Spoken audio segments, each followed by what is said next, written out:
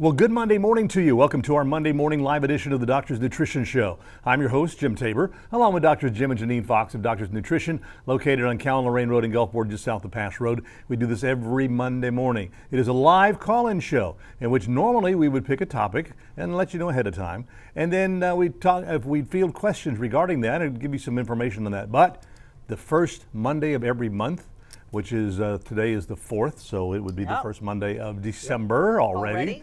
Wow. We do an open line field to where you can call in and ask questions regarding anything regarding your health. And our phone lines are 896-0713 or 800-349-0713. So again, if you have any questions, call in, pass the question along to our producer, and they will pass it along to us. Yep. That's right. So everybody have a good weekend? Yeah. Okay. Yeah? Yeah. So far, so good. So far, so good, yeah. So far, and hard to believe it's A lot of December. rain. Lot of rain. We needed it, but it was definitely Can't raining. complain about it. And we are, you've probably seen it during the newscast or whatever, but we're surrounded by toys in here with the Toys for Tots, and thanks to everybody who's donated to that field. But on to some of your questions, and you also can email those to us for any kind of future programs. But one of them, what do you recommend doing to strengthen my immune system for better health and fewer sick days? Now that the weather is going up and down and back and forth, then can't decide what it wants to do. You know, of course, they always start talking about, that your health starts in the gut. So that's probably the first thing I'd recommend, be some sort of, increasing your probiotics. And I know somebody says, well, I take a probiotic, and usually when I look at them and they say they're taking a probiotic, they're taking a couple of billion, maybe colony-forming units, and maybe one or two species. We're talking about a very broad species, something that's got a lot of stuff, especially the bifidobacterium. A lot of research coming out recently on bifidobacterium. There's a lot of research on all of the bacteria. All of them, really. So definitely 70 to 80% of your immune system is your good bacteria. So it makes sense to actually supplement that, especially if you've taken an antibiotic. And a lot of people get sick and they take an antibiotic and then they say, I constantly are getting sick afterwards. Well, it's because they don't replace their good bacteria. And so you have to do that, and you have to do it with a high enough. We usually start with 50 billion and go up from there. Which is what I take, the Flora 50B. You take the Flora 50B. And I had a lot of... And I take the Flora 5014, but I take 2 a day, so I do 100 billion. So everybody's a little different on what they need, but you definitely want to take that. Now, that is just one thing for the immune system. Things you need to have on hand, and you can even take it for prevention. One is arabinogalactin. It actually feeds your good bacteria. And it's a type of a fiber that is great, but it's been shown to boost the immune system. So it is one that, and you can give it to kids. That's a good thing about arabinogalactin. It's a powder. You can hide it in anything they drink. Eat. Now with water, you can't hide it as well. But if you put anything with a taste, you really don't know it's there. Yeah. So the good thing is arabinogalactin is something really good to boost the immune system. Now the olive ear, which is an olive leaf extract, is really good to have on hand. You can take it every day. It does not hurt you to take it every day. There's actually some new research that shows it helps dementia. There's some new research that shows, they've always known it helps blood pressure, both high and low. It really is a good overall health supplement, but it is antibacterial, antiviral, antifungal, antiparasite. So it's another one that you can take all the time, or have it on hand, and the first sign of any illness, start taking it to kind of try to knock it out. We have the lauricidin. We have, we have all the mushroom combinations. There are so many things out there for the immune system. So, that's one that come in and we'll see what may be best for you. But it is definitely, that's one of the things that you can do is boost the immune system. Yeah, that arabinogalactin, we use it a lot. Yeah. A lot of people never heard of it, and but it's a type of fiber, and what it does is in the gut, it signals the gut to produce something called SIGA, secretory immunoglobulin A. Now, when SIGA gets up from its nighttime sleep, so to speak, it's got a red flag and it's waving it to the rest of the immune system. So when it starts active, the rest of the immune system says, whoa, pay attention. If SIGA is cranked up, we got to be on our toes. Right. So that's just kind of how it works, and it's really great stuff to have. Keep it on your medicine chest. And it comes from the larch tree. Yeah, the pine tree. Yeah, of all things. They say, well, yeah, it's kind of weird. For years, they threw this stuff away because they said, that's just a byproduct, it's junk, right? It's fiber. Well, then somebody got to doing some animal studies on it, and they found out that, wow, this stuff really does some good stuff. And they said it was one of the protective mechanisms for the pine tree up in the northern provinces, like Canada, up in that area, where they get really, really cold. It protects them from damage. So and they would find that some of the other trees around them were getting these illnesses and funguses and bacteria, things that were killing the trees, and this tree never would get it. So something was keeping the tree from getting sick. And that's when they started doing more research on the bark of the tree, which is where they get arabinogalactin. Yeah. Yep. So about a year ago, I started having some. Remember, I had started having some stomach issues. Right. And y'all put me on the floor 50B, the probiotic. Yep. Right. Completely changed. Completely changed Yep. once I got on that for just a little bit. Oh, yeah. And I take one a day, and it makes a really, really big difference. Yeah, consistency is a big thing there, and you've done great on that. I think probiotics, I honestly think most people need to be. There's a few exceptions every once in a while that people that don't handle probiotics very well, but majority of the people should be on probiotics. Some sort of probiotic. Question, are there any foods or supplements can help prevent clogged arteries?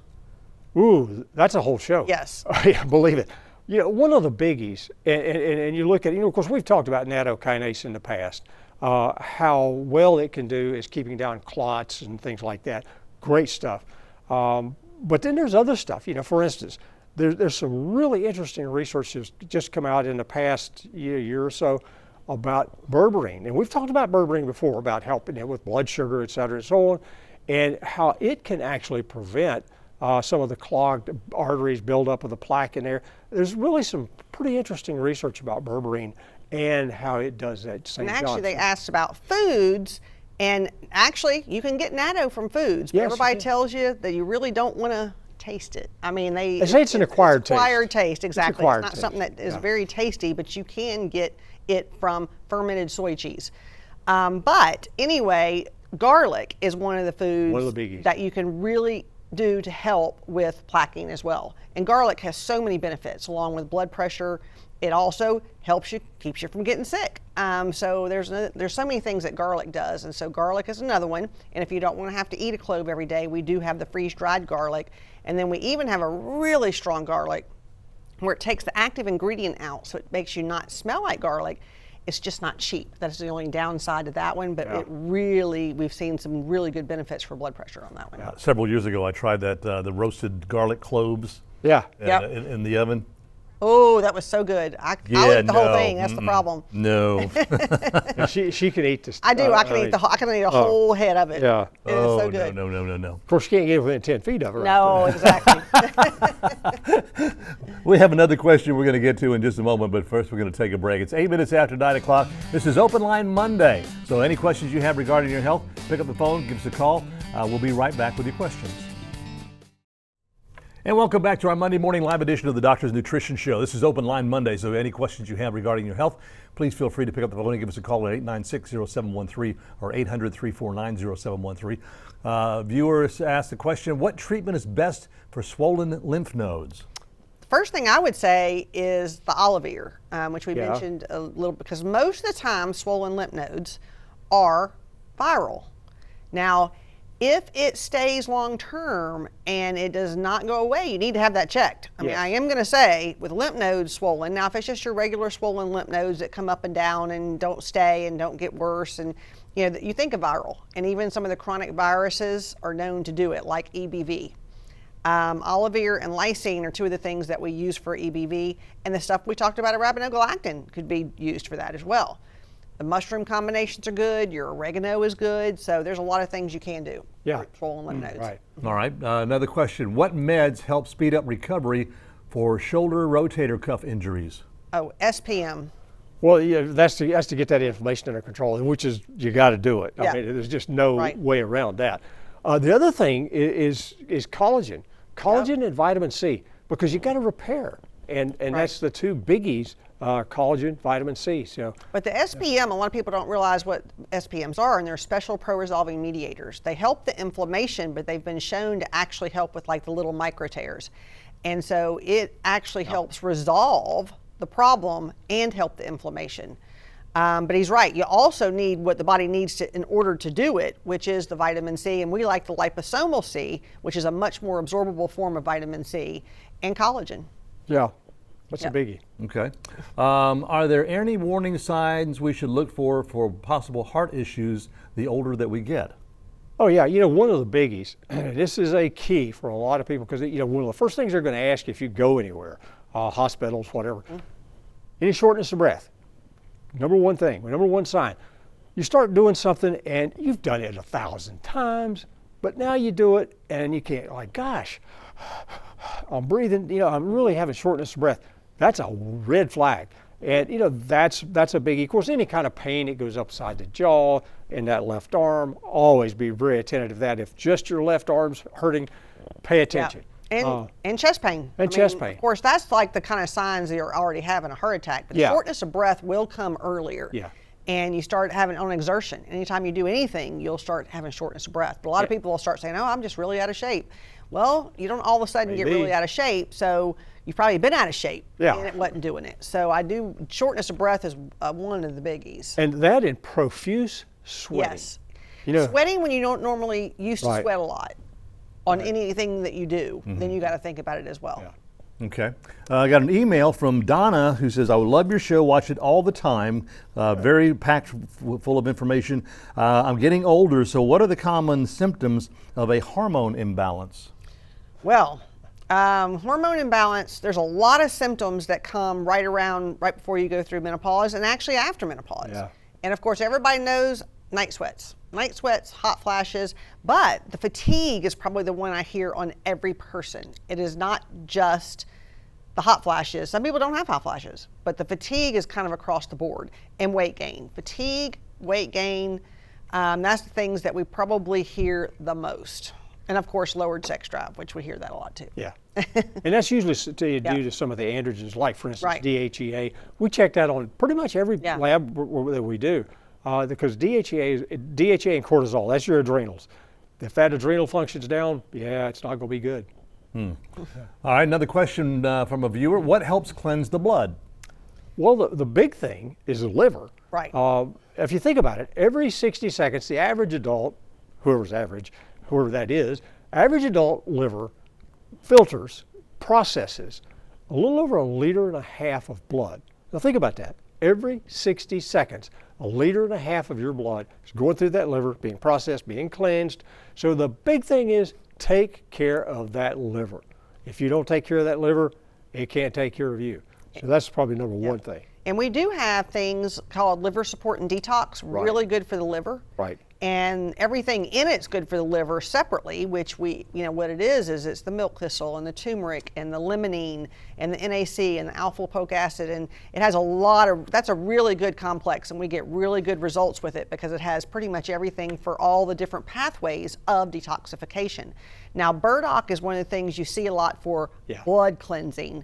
And burdock root's a good detoxifier. Yep. So when it comes to detoxification, there's hardly anything better than glutathione. So NAC, NAC and alpha lipoic make your body make more glutathione. So, glutathione is just one of your overall body detoxifiers in general. And probably along with that, and along that same line of thought, water. Oh yeah, drink. Gotta drink water. I have so many people say, "Well, I don't like the taste of water." Really? Okay, put some lemon or something. Put lemon and lime. They're both good for detoxifying also. So lemon and lime are really good to put in your water. Right. Okay. Are there any foods that can help you have healthier hair? Yep. Yeah. Didn't work. Can I buy it in bulk? It didn't work for you. Well, it depends on what made your hair fall out. Male pattern baldness is a little bit different. Mine was caused by stress, I can tell you that. You probably had a little genetic male pattern baldness as well. But protein. Protein is always good. Collagen. Yep. And you say what foods, you can make your own collagen.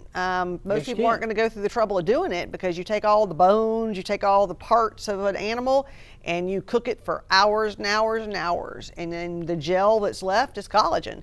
So it is a food. Most people choose to get it already in a powdered form, but because it makes it much easier to do. Actually, that bone broth, though, makes some absolutely wonderful stock to start like a soup or something like that with. Oh, it's great. But most people nowadays won't take the time to do that, but that really is a food because you can do it yourself at home. Yes, bone broth. Yep. I'll just keep shaking. Used to do it all the time. Yeah. What do you have that can help me get a good night's sleep? Oh, we have a lot So of many things things. that can, we have so many products. We have Better Rest Formula. We have 5-HTP for people that tend to have depression and they don't sleep well and they're not on an antidepressant because you can't take it with that. We have something that really works well. It's called sleep maintenance. It's one that, I take myself, also Botanicalm PM. There's a lot of calming things for sleep. Now, I always tell people, get with us, let's talk about your problems, what you have, and then we'll try to figure out which one's best for you. Because if you have a thyroid issue, that makes you not sleep too. So doing the lab work's always first step, because if you have high cortisol, our cortisol soothe works wonders for sleep if that's the problem. So you got to find the problem out first. Yep. Okay. It's 17 after 9 o'clock, 896-0713, 800-349-0713. We have our final segment coming up, and also we'll take a look at this week's special. And welcome back to our final segment this morning of this morning's Doctor's Nutrition Show. Let's go ahead and let you take a look at this week's special. Yeah, this week we've got something on special that's everybody needs, everybody doesn't get enough of. It's called Clearly Fiber. Clearly Fiber is a soluble fiber. We always think about the stringy stuff, like it's in food, like green beans and things like that. Those are insoluble fibers. Soluble fiber is actually great for the gut because soluble fiber actually forms a coating in the gut, slows down the absorption, slows down food getting to that the side of the lumen, out of the lumen of the gut into the sides. It slows down the digestive process, makes it sure that you can digest and absorb your food better. It's a completely different type of, like I say, most people think about fiber, they think about the coarse, stringy stuff, and that's the soluble stuff, or the insolubles. The soluble fiber is so hard, and it's hard to get. And actually, our Clearly Fiber is one of the other things it is really good at is feeding your bifidobacteria, which you had talked about how the bifidobacteria has so much research coming out about it. Well, the Clearly Fiber is one of the things that feeds it. So that is another thing. Now, the good thing, what makes our Clearly Fiber different is you can put it on top of food and you do not know it's there. You can put it in a cup of coffee. With it being soluble, it does not swell. It does not taste bad. It has no grit, has no taste, right, and you don't even know it's there. That is the really good thing about the Clearly Fiber, is you have no idea that you're actually taking fiber. So if you have a kid that needs a little extra fiber, you can hide it and they would never know it was there. And they all do, really. Yep, exactly. Really do. All right, 21 after 9, and we have another caller with a question. What helps with overactive bladders? We have a few things that help with overactive bladder. The first thing I always say is to rule out a urinary tract infection. So many women have UTIs and they don't know they have them.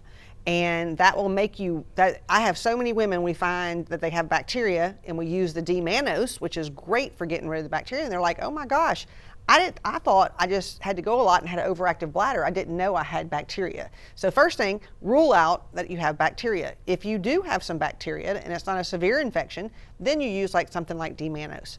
Then we have a product specifically put together for bladder control. But the ingredient is Angelica, which is an herbal that has been shown to help bladder support. Now, the Petadolex also has some benefits for overactive bladder depending on the person. Right. Most of the research that you look at for is for migraine headaches, but it relaxes the smooth muscle in the bladder, so it's one of the things that also it can do is help bladder control. So there's a few things for the bladder, but you got to find out first to make sure it's not a urinary tract infection. Right. Okay. How important is a healthy pancreas, and how can I tell if mine isn't working properly? Well, it's extraordinarily important. Without your pancreas, you can't digest your food. You're in trouble. Can't control your sugar. Right. Can't control your sugar. Can't digest your food. Whatever. Mm-hmm. So it's very important. No doubt about that. Ask any type 1 diabetic. They'll tell you real quick. But the thing about it is, how do you tell? Well, there's blood work that you can do to see, kind of how the pancreas is working and see if there's an inflammatory state going on in there too. That's always a biggie. But the big thing is how well you're digesting. If you're not digesting your food properly, it may be, and if you're getting a little like me, getting a little mature, Notice I didn't say the word old. I know. Okay. I noticed. But a little more mature. As we mature, we don't tend to make as much of these enzymes as we should. So it's just a natural phenomenon that, it takes us a little bit more to digest our food. Take some pancreatic enzymes. Right. But the blood work is essential if you Yeah. really want to know, because if your sugar is, if you have no insulin and your sugar is sky high, then you may even be type 1. That's how you tell if somebody's type 1 and has pancreatic failure. Right. That is the more rare. Most people are actually type 2, but blood work is what shows that, and the amylase and lipase are the two pancreatic enzymes that you check on lab work to see if it's producing. Yeah. Okay. Or if it's inflamed. If the amylase and lipase are off the charts high, it's usually pancreatitis. Yeah. Are there any foods or supplements that can stimulate brain activity? Yeah, well, okay. To start with brain activity, first thing you got to do is you got to have a healthy brain. And the key to a healthy brain is DHA. Now, we talked about it all the time. It's part of the fish oil complex that you hear about, EPA, DHA. DHA is very specific to the brain. You definitely need that. And without that, anything that might help stimulate the brain, it's not going to work because the brain's not healthy. Got to get that brain healthy first. So that's the first thing. Then from the healthy brain, gosh. Then there's, there are tons. so many things you can take for brain. Now, stimulate it, you think of something like theanine. Yeah. And theanine is used for focus and actually calming and helps panic attacks, because what it does, it stimulates the alpha waves in the brain to become more active. And when those are more active, you're more focused, you have more attention, you tend to do better as a whole. So it's used a lot for attention deficit, but it's also just used for calming and making your brain not as erratic, I guess you would say. CDP is a really good thing for the brain. Yeah, that choline is phenomenal. Choline is essential for brain function. And then, you have things that will increase, even the nattokinase will increase circulation to the brain. Yep. Ginkgo biloba helps circulation to the brain. The mushroom, lion's mane, has been shown to actually help. We use something called brain reset. Yeah. And it has the ginkgo along with that in it to actually help with brain as well and calming. A lot of things that help the brain actually calm, because it tries to calm the brain down and make it to where it can function and clean out. That's one of the things that you want the brain to clean itself out regularly. Okay. Yep. Let's see here. What is recommended for serious inflammation in major joints? Well, from the natural medicine standpoint, now, conventional medicine is going to put you on some sort of either NSAIDs or steroids. But in the natural world, what we typically do is back to the SPMs that we mentioned earlier. She's talking about the SPMs because they do resolve inflammation. That's the key. Right. And that's something you can take long term. The steroids long term could be detrimental. That's kind of a touchy one. So a lot of the stuff that they use medically or conventional medicine long term can be kind of a bad deal for you, cause a lot of other side effects. Whereas the SPMs, they cause good health. Yeah, SPMs are really good. And then we have our Perna-Max works really well for joints. Right. That's what I And take. it's more for your arthritis. And it's good for rheumatoid or osteo, so it just depends on the person. But inflammation in the joints technically is arthritis. And the Perna-Max does wonders. The turmeric is really good for the inflammation in joints. That's another big one. We have something called Phyto-4, really good.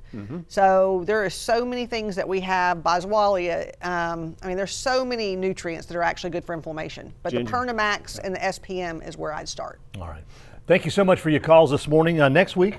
Next week it is Colitis and Crohn's Awareness Week. Ooh. So we are going to be talking about those digestive issues.